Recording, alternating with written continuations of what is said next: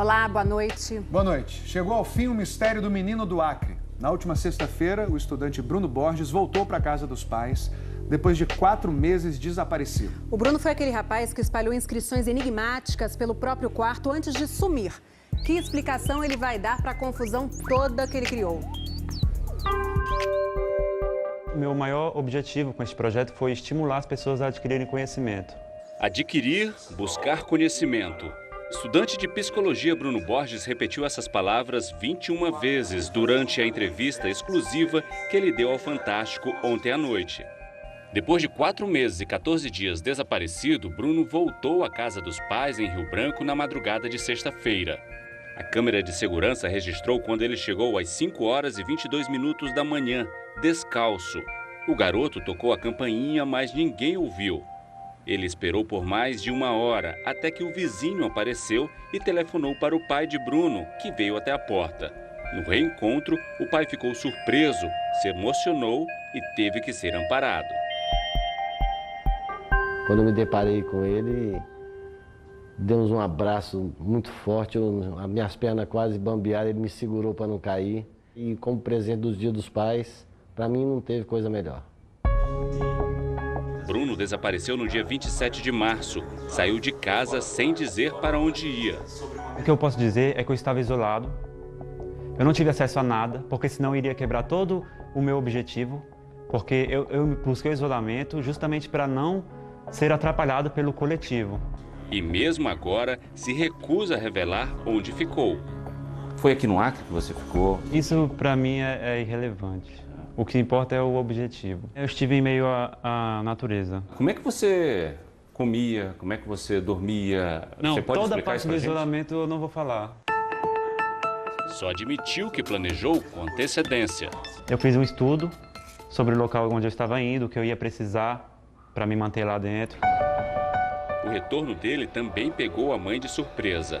Denise Borges contou que estava no Santuário de Aparecida, no interior de São Paulo, rezando para que o filho reaparecesse quando recebeu a notícia. Voltou às pressas. Encontramos Denise na conexão no aeroporto de Brasília. E fomos com ela até o Acre. A senhora conseguiu já falar com ele? Eu falei com o Bruno muito rápido. Ele chorou, pediu perdão. Eu falei que ele não precisava de me pedir perdão, que eu amava ele. E que eu estava em Aparecida, e que Nossa Senhora tinha ouvido as minhas preces, e que eu estava de joelhos pedindo pela volta dele. O pedido de perdão à mãe revela um arrependimento. De me isolar, eu não me arrependi, mas de não ter avisado foi uma das coisas que eu mais me arrependi na minha vida. Foi um grande erro que eu cometi não ter avisado aquelas pessoas que têm um carinho muito especial por mim. Eu pensei que com tudo o que eu tinha deixado, todo mundo ia saber que eu tinha me isolado para buscar a verdade da vida, no momento que eu olhasse o meu quarto, do jeito que eu deixei. Com paredes, teto e chão repletos de inscrições misteriosas, símbolos esotéricos, desenhos, pinturas, códigos, o quarto fez surgir toda a curiosidade em torno da história de Bruno e de seu desaparecimento. Um desses objetivos foi tornar as pessoas mais ávidas pelo misterioso. Porque o mistério, quem não gosta do misterioso, meio que está morto, está inerte, está entendendo? Porque o mundo é um mistério. Nós não sabemos de nada ainda, então como podemos não gostar do mistério? Além das inscrições na parede, chamava a atenção também uma estátua em tamanho real do monge italiano Giordano Bruno, um filósofo que defendia a teoria de que os mundos eram infinitos. A estátua é também uma maneira de eu querer que as pessoas busquem os conhecimentos dele, por achar que aqueles conhecimentos são importantes. No quarto, também ficaram 14 livros escritos em códigos. Um amigo da família foi quem começou a traduzir os livros com a ajuda de um programa de computador. O primeiro livro, Teoria da Absorção do Conhecimento, foi publicado em 21 de julho, com uma tiragem de 20 mil exemplares. A volta do estudante coincide com o sucesso da obra. Num ranking divulgado na semana passada, ela ficou em 20º lugar entre os mais vendidos na categoria não ficção. Para a polícia, que investigou o sumiço do jovem, tudo foi uma jogada de marketing.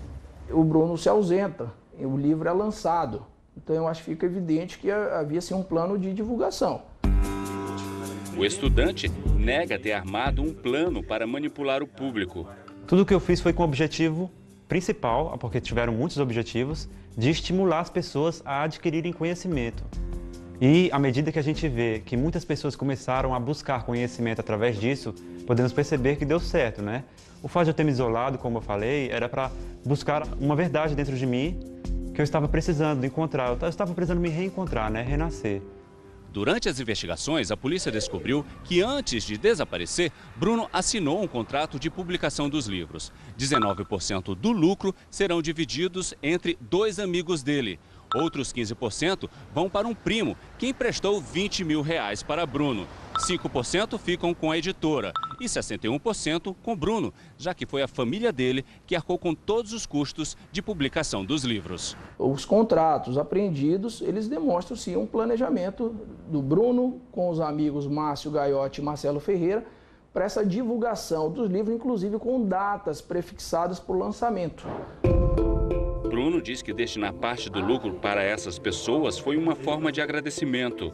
O fato de eu ter feito contrato com eles é justamente o fato de que eu não me importo com o dinheiro, porque o trabalho deles nesse projeto foi muito importante para realizar o meu sonho. O pai defende o filho. Eu trabalho aqui no Acre há mais de 30 anos, tenho uma condição razoável de vida, não preciso disso. Seria um plano de marketing, talvez, para que as pessoas conhecessem a obra dele. O delegado quer ouvir o depoimento de Bruno na próxima semana, mas para ele, a atitude do jovem não configura crime. Não aconteceu qualquer crime, foi uma ausência voluntária. Não há uma comprovação de dolo, de intenção da família em ter armado toda essa situação aqui para divulgação e para o desaparecimento, e agora é a volta do Bruno aqui para a sociedade. Sobre o futuro, Bruno diz que agora quer continuar sua jornada e escrever mais livros. Construir uma carreira, continuar escrevendo as coisas que eu acredito que são importantes, nunca parar de adquirir conhecimentos, de querer passar, de ajudar as pessoas de alguma maneira e aprendendo mais comigo mesmo também.